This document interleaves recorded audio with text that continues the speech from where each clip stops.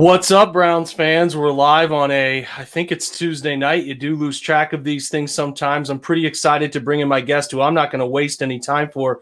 His name is Jeff Lloyd. He is at Jeff_LJ_Lloyd. He is the man, the myth, and the legend of Locked On Browns, who you also are listening to. I promise you that. Jeff, what is up, my friend? Jake, it's been too long. And my first thoughts here about this after this weekend, sitting down here with you is, we had so many conversations in 2017, and a lot of them were to the point of, what the hell are we doing? Is this what we signed it up? Is this what we signed up? Is this what we truly want to cover? Are we sure about this?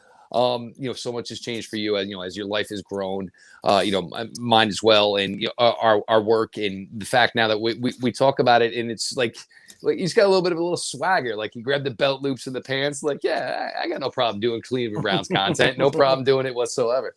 Yeah, man, it's a good time. We Jeff and I started a similar time. We was kind of talk about this when we get together. We started around 2017, and we've watched some ugly football, and now we've watched some good football. It's been a wild roller coaster of an adventure to get here, but we're here, and we're going to talk a couple different things. We're going to talk about the draft, and then we're going to talk about where 2020's position battles go, and some interesting pickups of late. So, yeah, we'll kind of, most of my fans, I feel like, Jeff, have a feel for what I think of the draft. I'm curious, just quick reaction on some of the early picks, and then maybe the day three guys you don't think you don't maybe see the vision of where those guys were going. I think when you start with day one, it was just the way. I mean, first things first, and there's almost like a movie aspect to it. Andrew Berry leaves the delivery room, leaves his wife and his third youngest child. So I mean, congratulations to the Berrys. I hope they had all the help at home possible. But obviously, Andrew had some work to do for the next 72 hours. But just the way it played back, and we were kind of joking about this on the show, there were the most gracious guests. It was the Browns really seem to need a cornerback at 26. This class has 4 cornerbacks that are probably really slated to go in that range. And then it fell into their lap. They didn't have to make a move. Ended up with Greg Newsome. It meets the age guardrail, meets the physical guardrail, meets the length guardrail, production. Everything about it just lined up to be a perfect pick. And again, none of this is based on Greedy Williams. If Greedy Williams is healthy, the Browns now have a embarrassment almost of riches at the cornerback position, as they have 4 deep minimum. Then you get into night 2. And then that's where the talk was. Is there going to be something that'll come up striking distance wise? Is there a player for the Browns? And the name kept falling. And so many Browns fans, and whether it was the girl gang and so many other Browns fans, obviously, where JOK, I saw the still pictures, guys. Trust me, I saw the still pictures. I saw the reaction. They trade up. They get Jeremiah Owusu-Koramoah. And this is not only were the Browns trying to build, the back end of the defense, the front end of the defense.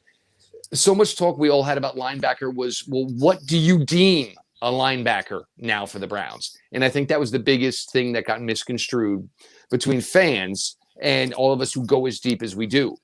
I don't think what they view as linebacker is what most people view as linebacker. Jeremiah Owusu-Koramoah, a guy who can play linebacker, can play secondary. You need it 2 games a year just to deal with, Lamar Jackson. Then you're going to need it more coverage-wise to beat the teams like the Chiefs, to play with the teams like the Bills. And you get a player like that to just fall into your lap. It was great. And, for me, Anthony Schwartz was the guy I had pegged. When you had a receiving core as great as they were route runners late in the season, Jake, but you knew what they were lacking. And with Baker Mayfield having to almost essentially be perfect, he wasn't given home run cuts. He had to, and I know this is one of your favorite lines, death by 1,000 paper cuts. That's almost the way Baker Mayfield had to win last year. He had to be so perfect playing in a box. It was just obvious. Why wouldn't you be interested in the fastest receiver in this class? So he got within striking distance. Anthony Schwartz certainly needs some work. You have to keep in mind he was a dual sport athlete in college. Track was very serious. He very well could have not played football this past fall. If, he was able to train for the Olympics, had gotten chosen, it would have been a really difficult decision. Do you go to the Olympics, or do you continue on a path towards, possibly being an NFL player? For the Browns, it worked out. Anthony Schwartz got better. He still has work to do. We all agree on this, which we would say about any other wide receiver who got drafted in the 3rd round. But those first 3 selections and hitting on needs and hitting on what your thought process was of getting younger, getting faster, bang, bang, bang. Andrew Berry just had a phenomenal couple of first nights. Well, I think the first 3 picks people have found to be okay. We've wrote about them at the OBR. I covered the first 2 in depth. I didn't really write on Anthony, but I'll go back and do my own study of him. I know Johnny Kinsley did it for us. I think he's got plenty to like, and you can certainly justify one of his traits being something that would draw you in. What I'm interested, Jeff, is your day 3 opinions. I'm in the midst of James Hudson, who I like. I think is it's early for me. I'm going to try to write it up tonight, but I like him enough that I understand, and it's a justifiable pick. And from there, I think you can see a path for the rest of the guys, but there might not be as clear a path as some think. Talk about your day 3 people that maybe, we won't spend much time on James Hudson, but the Tony Fields, the Richard LeCounts, the Demetric Feltons. Talk to me about what you think of those guys. It seemed like, and like I jokingly say this, and like we can say things about this organization now where maybe we don't see it, but it does not mean that we are disrespecting the work that they have done. It almost seems like kind of like when whoever was the last one out of the building Friday night kind of hit the analytics button and like nobody reset it going into day 3. Hudson was a little bit of a mysterious pick, but if Bill Callahan, and which you probably have to think, there was something there where Bill Callahan said, I can work with this, whether it's in the interior, whether it's maybe putting him at right tackle. The right combination of feistiness, nastiness, just wanting to put a body on a body. Sure, is he incomplete? Is the size is there to be a tackle? The length, the athleticism probably doesn't translate. So of course, maybe more of an inside type of player. Togiai, and this is where it's interesting with Tommy Togiai is you have a nice blend of core strength, showed it very well, nice athleticism. Never really got a large amount of the playing time at Ohio State. This was probably going to be the case this past fall. Certainly didn't work out, and you can't blame the young man for that. But then it was just kind of like the athletic, analytics kind of got kicked out of the way. But the thing is if Koromoa is going to be this type of player, then you would need somebody to back this up. We talk about it. If you want to play 3 safeties, you need 4 safeties. Maybe you need 5 safeties. If you really like what, JOK is going to be able to do for you, you want somebody similar who might be able to give you the same thing. And you do that with Tony Fields. This is also the gravitation out of the traditional view of what linebackers are and what exactly they are in 2021 as opposed to the teams you play. It's not going to work to play, Taki, to play, Anthony Walker against maybe the Chiefs. You're going to be as athletic as possible and circumnavigate what you don't have. So those moves and for Fields, look, and a lot of it's going to be special teams. It's going to be learning the NFL game on the fly because nothing is guaranteed. There's a lot of players in front of almost everybody that was drafted this past weekend for the Browns, which is great. Richard LeCount, the thing for me with LeCount is if his pro day was not that good, and then afterwards when he had his post-draft interviews, well, no, everything's okay now, you wonder, were there long-lasting effects, from this dirt bike accident? That's my one concern. You're going to tell me you got a defensive back from the University of Georgia where you got it, 7 interceptions over the last couple of years, likes to run around. He's an intelligent player, should be able to contribute on special teams. The athleticism was a scratcher there. Demetric Felton, and this is where it even gets even more confusing with Felton, is he was one of the fastest players at the Senior Bowl. And then you see these pro day numbers, and it was just like, well, did somebody were there no watches involved? Were there no stopwatches? And then people, well, he can maybe be kick returner. Well, if he runs a 4.6, maybe that doesn't really translate. But again, there's the thought process within that front office of we may not be able to keep all these guys. Even though we drafted them, they all may not make this team. And yes, it's a huge, huge progression to where this roster turnover is now. But, you would think maybe, well, let's gamble on an athlete or let's gamble with somebody who maybe had a little bit more production. That was a little bit confusing. And one of my favorite moments out of day 3, believe it or not, and Florida State homer Jeff, was Marvin Wilson. I think, look, I would rather get to Marvin Wilson, get inside his head and say, look, young man, you want to make your $300,000 or do you want to make millions? You were somebody that was supposed to be slated to be drafted extremely high and make a lot of money. Somehow that lamp went out. Can you rechange the light bulb inside Marvin Wilson? If you do that, you have yourself the capability of somebody being the top defensive tackle on this team, and you got him for peanuts. And that, for me, was probably one of the most impressive things they were able to come out of day 3 with. Well, that kind of brings me to my next point when you're talking about Tommy Togiai and some of these guys, and obviously bringing in Marvin Wilson too. It's like, okay, we saw them bring in Togiai. We talked about the defensive tackle room. I know you've covered it on your podcast as well, and the Sheldon Richardson cut and what it means for playing time. And ultimately for me, I was not impressed in the slightest with Jordan Elliott's rookie season. So I'm all about adding to that position. And they come out of the draft with Togiai, and they come out of it with a guy that they paid a premier amount of money to. And like you said, Marvin Wilson. So in my opinion, I'm like, okay, they feel like they've got this thing covered now. They got defensive tackle squared away. They feel good. Then they bring in 2 other people, right? They bring in the McDowell today, and then the other fellow, Squares, is that his last name? Yeah, Squires. Yep. So ultimately, they're not. They're wanting to create as much interior defensive line depth, battle, position movement as they possibly can. And I think that probably points back to your point with Togiai about okay, they took him, but do they feel great about him? Yeah, they drafted Jordan Elliott last year. Do they feel great about him? Where do you kind of see that room going? Do you think that these guys they've brought in today and kind of Marvin Wilson, are they a real contender, or is it as simple as it's probably just going to be Billings, Jackson, Elliott, and Togiai, and then they maybe have someone fight for a 5th? I'm kind of curious what consensus is around some of these defensive tackles, because it's just been okay, bang, bang, bang. They've added all 3 of these guys, and maybe they're camp bodies, Jeff. I don't know, man. We don't know what they really think, but maybe they think there's something more there, right? My first thinking is, do they have maybe any confidence in the room, like deep, true confidence in anybody else than Malik Jackson? Obviously, the longest standing career of anybody at this point in the NFL.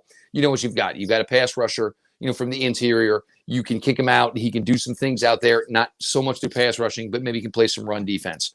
Andrew Billings, who knows? I mean, this is weird because we're not hearing much on Andrew Billings. Yes, he's back in the fold and should be back in the fold, but we're not hearing much on that. So maybe where, Marvin Wilson comes in, maybe Togiai comes in. And of course, you certainly have to have some questions about Jordan Elliott when you added these amount of names. I mean, McDowell was once a name in this league.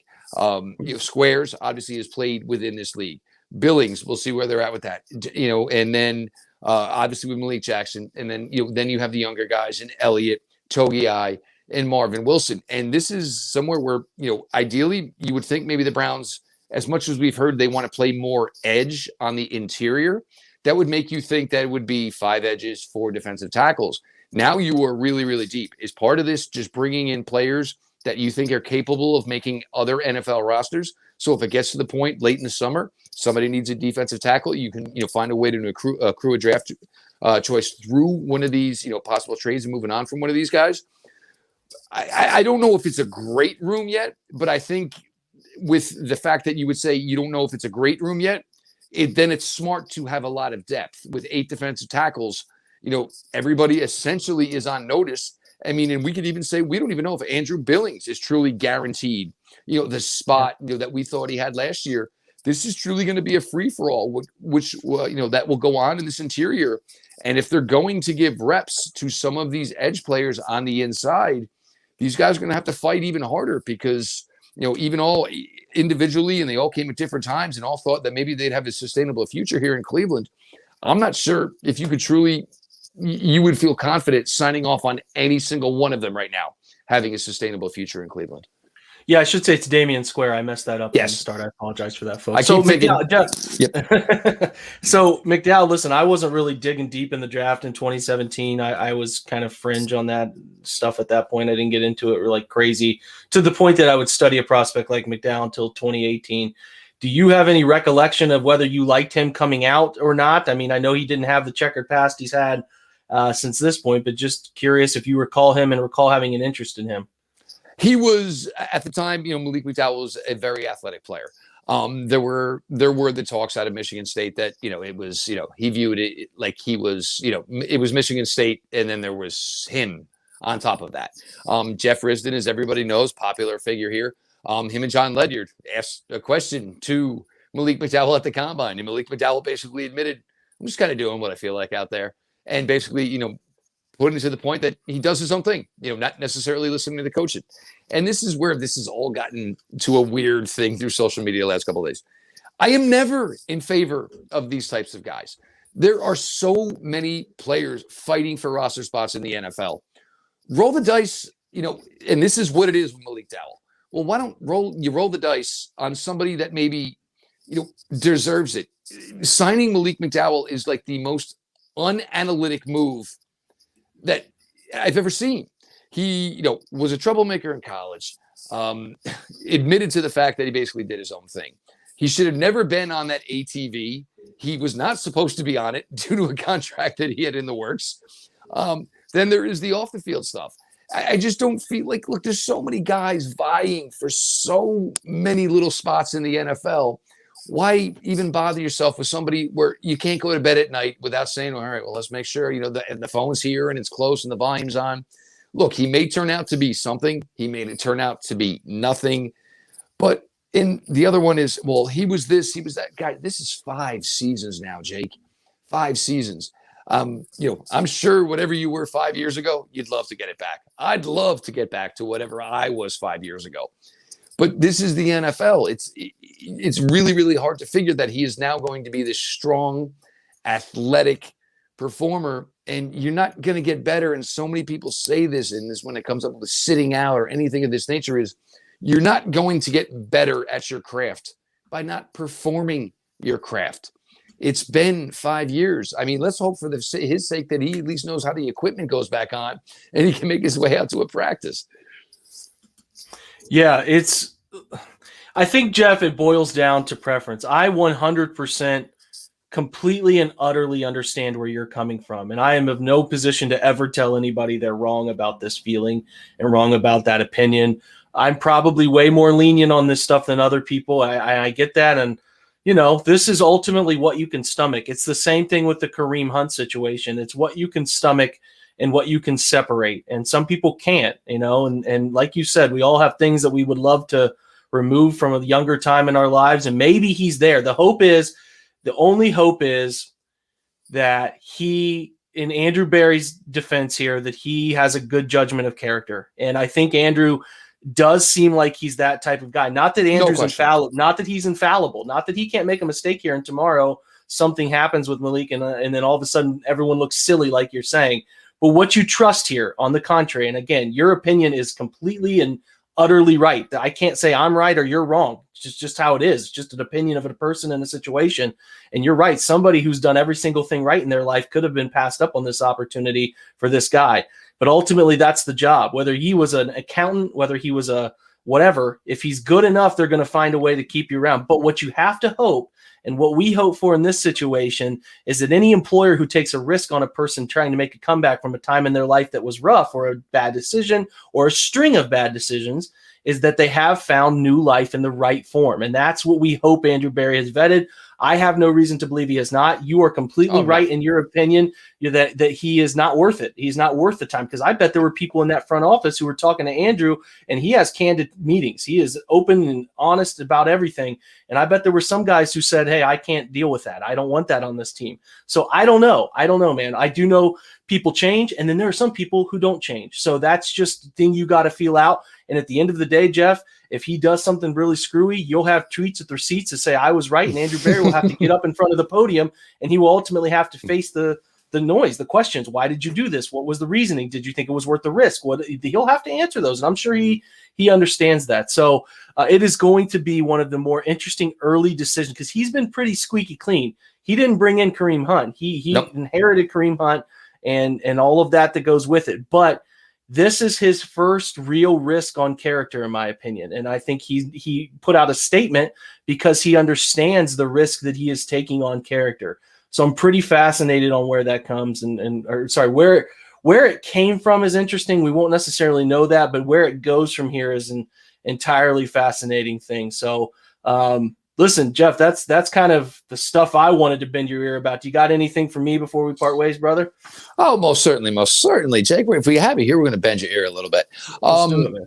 Now, as far as the way the draft went, and the patience game, the understanding that 9 selections were going to be too many, which ended up being 8. And now the Browns currently sit with 8 for 2022 as well. Were you surprised by anything early on? And maybe JOK could have been a pleasant surprise. But as far as, where they attacked, because this is one, and we're talking about all these defensive tackles. And I know a lot of us, and we spent so much time talking about edge. And it's kind of almost like, the John Travolta gif, like what happened? Because we all spent we talked about edges in first round, second round, third, fourth, fifth, sixth, seventh, undrafted free agents. And they were like, all right, well, we know some people down at Charlotte, so we'll just tab a couple of kids who had association with that school. Yeah. But for me, that was one of the surprises to me. But give some thoughts here. And then, of course, about where maybe we all may have been wrong, where they, we thought edge was very important to them, but maybe at the end of the day, it was not. It's a good point. I think we all left the draft pretty surprised that they didn't bring in an edge. But as it got into the situation, I think the situation dictated a lot of things where I'm pretty sure I feel comfortable saying they did not expect Greg Newsome to become available. When he became available, it became very real to them that they could get him. I think their ultimate second plan was JOK. I think they loved him from the very beginning. But didn't think that Newsome would be there. And when Newsome wasn't there, I think they kind of had a pecking order, and an in was eventually in that. I think we probably all thought they loved Kwity Paye. Kwity Paye goes 21. They might have considered if Indy had taken a corner, which is a very plausible route for them, they could have taken Kwity Paye a little later there at 26. So I think they had edges they liked, Jeff, and I think that they could have been interested in Asai. I think they could have been very interested in some of those guys. But, okay, 26 is here. We got this guy. Let's take him. We need him. We like his skill set. Okay, now we're going into round 2. Let's start poking around here. We really I think they loved Rondale Moore. That's kind of my hot take. Yep. And when Rondale Moore went, because, when they jumped at Anthony Schwartz, that. They jumped at him. They were, boom, the pick is in. They got him.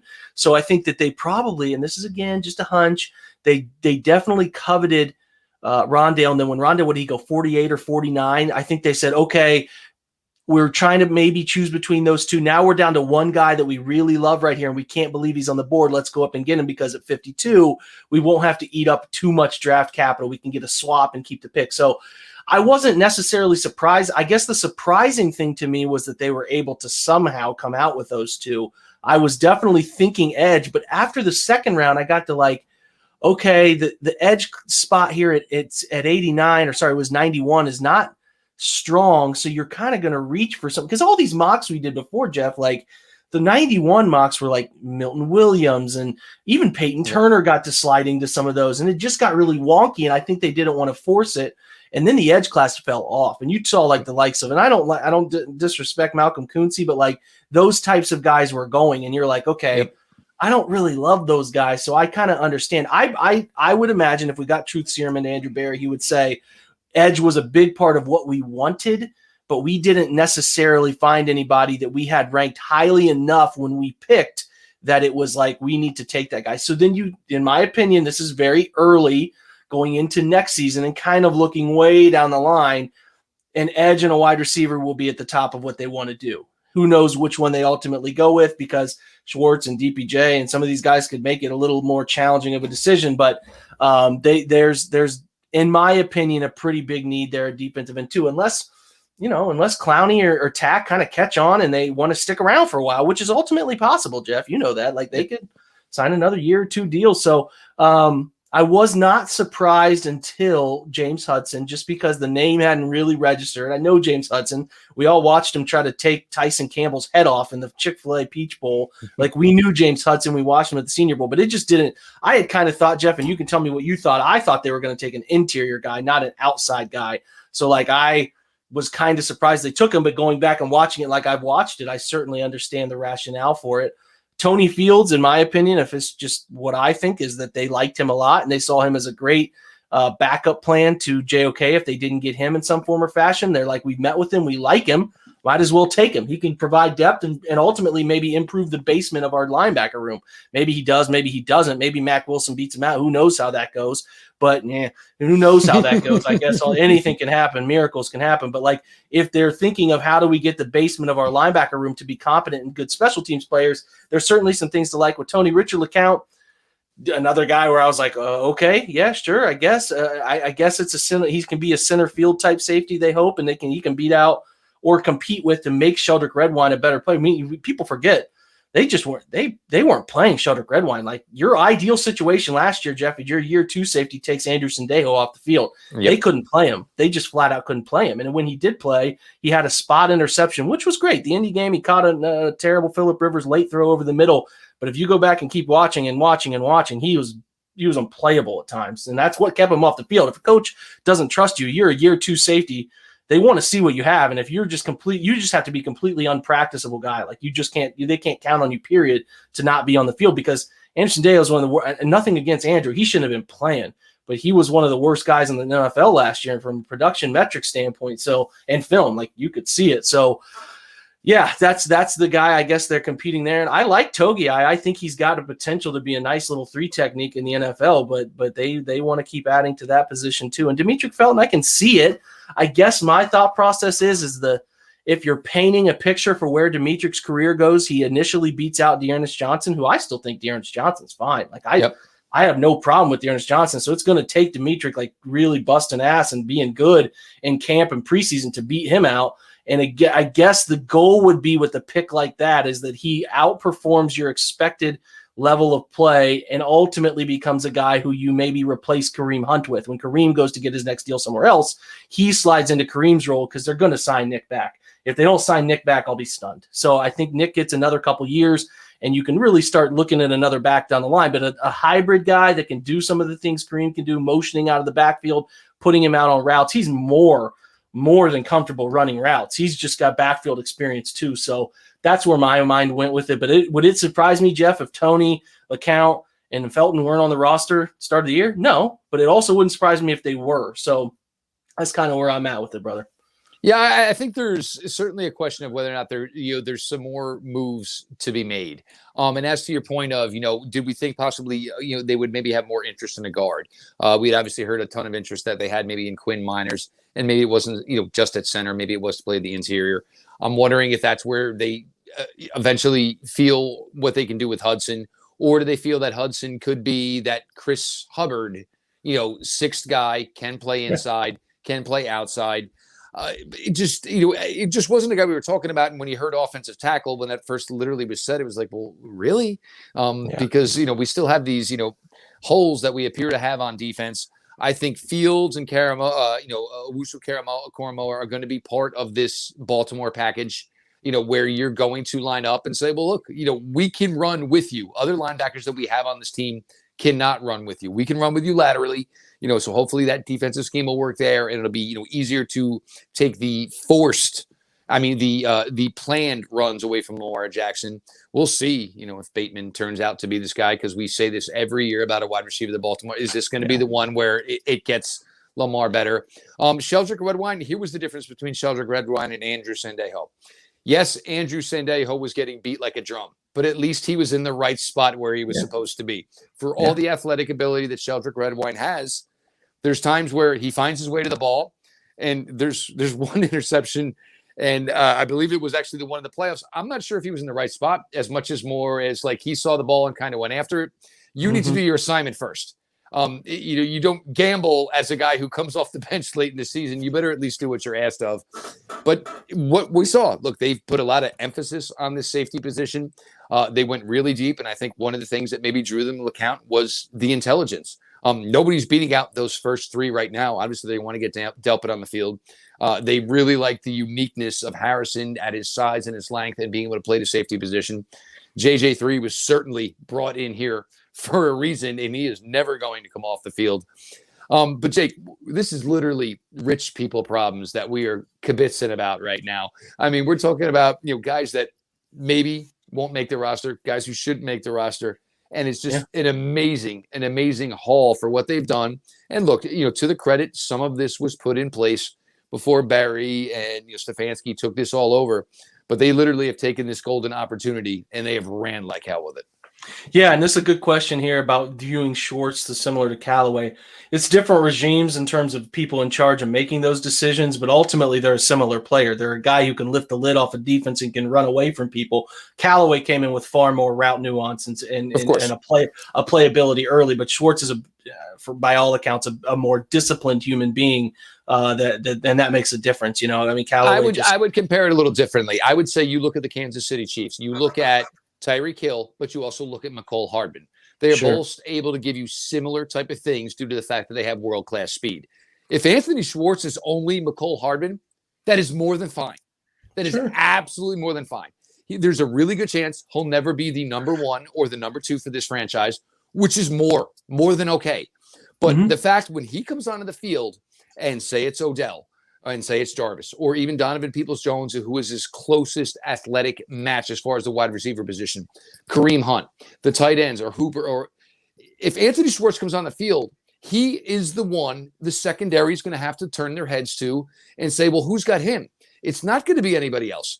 Because if there's a possibility that Anthony Schwartz is somehow mixed in where your 5th, 6th, 7th defensive back is the one that's drawn that assignment, the odds are really, really good, Jake, that person is 3 to 4 tenths of a second slower than Anthony Schwartz, and they're going to get cooked. And that is the biggest calling card. And yes, there's refinement and technique and route running that Anthony's going to have to go through. And now that he is 100% committed to this football life, I'm sure he'll put in the work.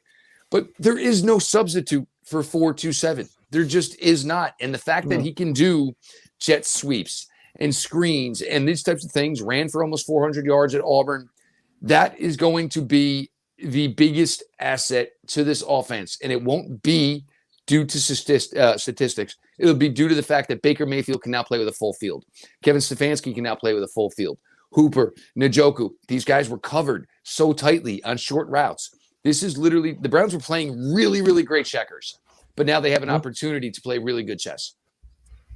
Yeah, that's my point, man, is that they have been they've been playing red zone offense on the entire football field. So you really try to expand it. It's probably why he was so good in the red zone, because he had been doing it the whole time. You're absolutely right, man. And it's interesting that is we talked about this on our draft show last night, that's the single first addition they made to their offensive side of the football all offseason. So they knew that was the pressing need. Now, whether they went and seriously hunted guys like Brashad Perriman and some of the others that could run past people, John Ross, or whether there was any consideration of those guys, I don't know. But they certainly prioritized it. You maybe could have gotten Schwartz a little later, but they certainly did not want to risk it. They wanted to get him right then and right there because they like the work ethic, the person, and he's got an elite trait that not many people have. He's a right now speed guy. So, Jeff, make sure to tell everybody where they can find you and all of your stuff. And Apple's being ridiculous, aren't they, man? Tell folks where they can find you on this side too. Okay, everybody with the latest. As you know, as Apple continues, their latest round, I think it's 14.05 or whatever iOS. As this has gone on, it certainly affected the Locked On Network. It certainly affected Locked On Browns. It's affected a lot of podcasts. And when you have somebody as huge as Apple, they're going to continue to go forward. And the issues that happen as they go forward, then they will come back to deal with. To all my listeners, I appreciate you all being so understanding. Jump into Spotify, jump into the brand new Odyssey app, which is fantastic, and every other podcast streaming app. The show itself at Locked On Browns, all those apps that I have just mentioned. Similar to this here, there's going to be big steps at Locked On. There's going to be a lot more video content. We're going to continue to go that route as we continue to grow. And this all happens just due to listeners and everybody who chases around this Browns content, whether it's Jake's show, whether it's my show. Look, everybody grows because I think we have a nice stable group here of everybody that's putting out quality content, has their own individual flair and style to it, which gives you, just any avenue you want to hear. And all you animals that are listening to 5 and 6 podcasts a day, God bless you. You're feeding Jake's kids. You're feeding my kids. We could not be more thankful. So of course the Locked On Browns podcast as well on Twitter. Me personally at Jeff_LJ_Lloyd. DMs are open. Ideas to talk ball. But the Malik Mcdowell conversations, folks, they are over. And for anybody who's followed me, I've never been a fan of signing these guys. I would rather, for me, it's a trust thing. If I have to worry about the trust factor, It's just not the way I go, and just give somebody else the opportunity. And somebody brought up today, oh, well, maybe he was an all-pro talent. Sure, that always tilts everything. There's no doubt about it. But for a guy who hasn't taken a live NFL rep since November 5th, 2016, I don't know if we can throw out the all-pro type of stuff. It's been a while. It's gonna be a really fascinating thing to watch him. From we won't get to see it up close. I don't know whether they'll open training camp or not, but we'll see if he even makes it to training camp. To be honest, but certainly, yeah, it'll be interesting. All of this, I'm just repeating myself. All of this This is just an interesting year, man. It's going to be crazy. There's a lot of storylines. There's a lot of expectations. And we still got about 90 days to go till we get to August. This is what we call the wasteland, man. We're going to be creating content out of thin air. So Jeff and I will not be the last time we link up before the season. We always try to get together every month or so, every month or two, and make sure, again, you're checking out. If you're not already doing the Locked On Browns podcast stuff, you should be. I know you are, most of you. If you're on listening to Jeff's pod, Locked On Browns, try to check us out at the OBR Film Breakdown and give us a chance and see if you like some of the stuff we're saying. And everybody in the YouTube, had about 130 of you tonight after the show earlier that the guys did, Lane, Fred, Barry. You guys are awesome for coming back on and joining us. We appreciate you, and I appreciate Jeff for taking time away from his family to record with us. So until we chat next time, big thanks to Jeff. Big thanks to all of you for joining and listening on both networks. And as usual, go Browns.